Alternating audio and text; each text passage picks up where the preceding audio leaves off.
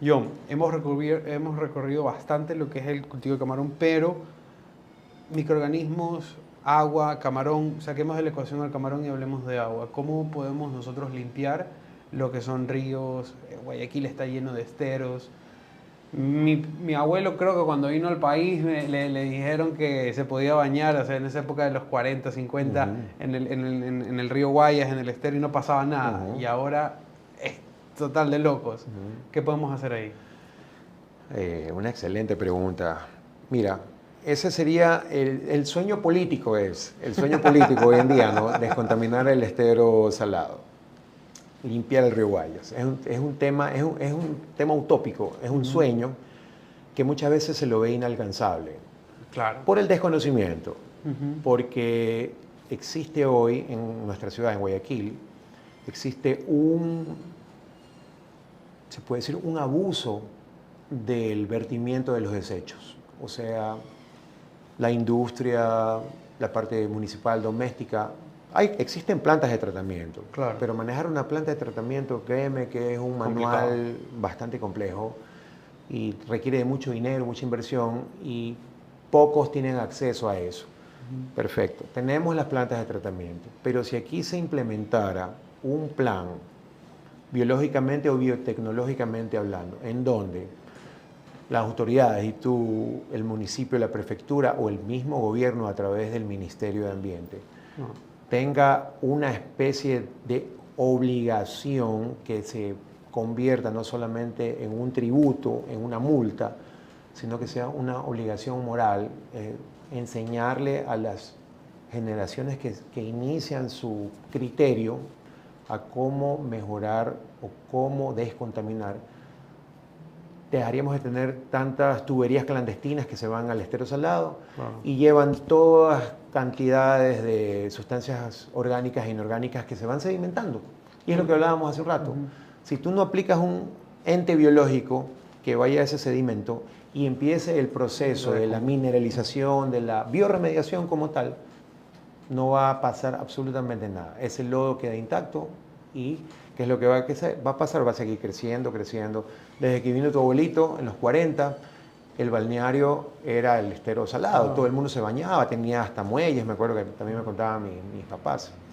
Pero mira, el descuido de las autoridades ha permitido que la ciudad se contamine producto de nosotros mismos. Nosotros contaminamos nuestro estero. Y ahí viene una pregunta, ¿no? La piscina, digamos que es un área, un polígono, que no hay mucho movimiento de agua. ¿Cómo tú haces bioremediación en un río cuando el caudal es muy alto y digamos que tan ancho como por ejemplo el río Guayas o Daule o Babahoyo? ¿Cómo podríamos aplicar ahí? Bueno, es que ahí sí las corrientes juegan un papel súper importante, ¿no? Ahí lo que tendríamos que hacer son criterios ya un poco más personalizados, es decir, di tú, tener un bloque con la población de microorganismos más anaerobios, o sea, que no dependan del oxígeno y que se los pueda colocar en zonas críticas de manera fluida o constante.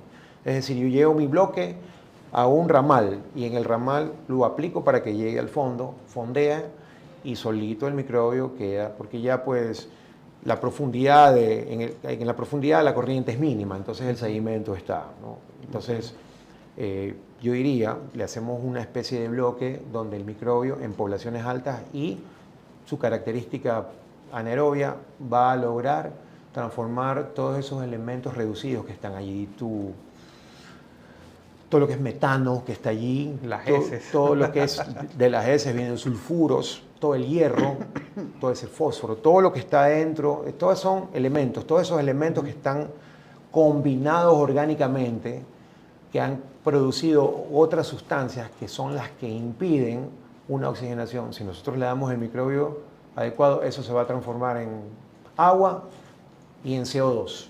Y ese CO2 va a servir de nutriente para las algas que estén allí, pues, sabes que las algas consumen el dióxido de carbono, o otras especies de microorganismos también consumen el dióxido de carbono. Entonces puede ser súper favorable.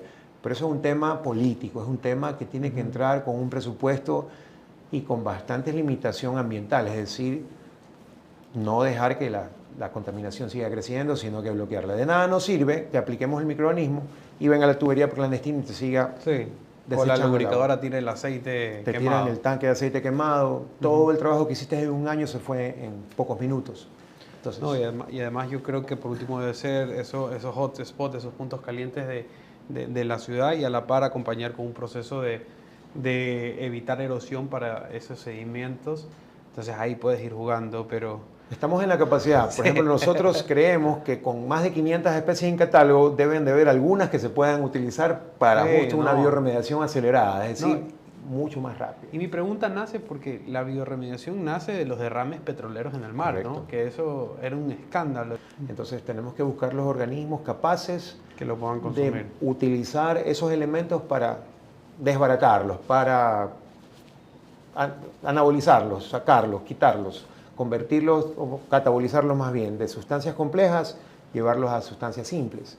Entonces, por ahí es el proceso. Todo es posible, o sea, la ciencia hoy en día lo hace.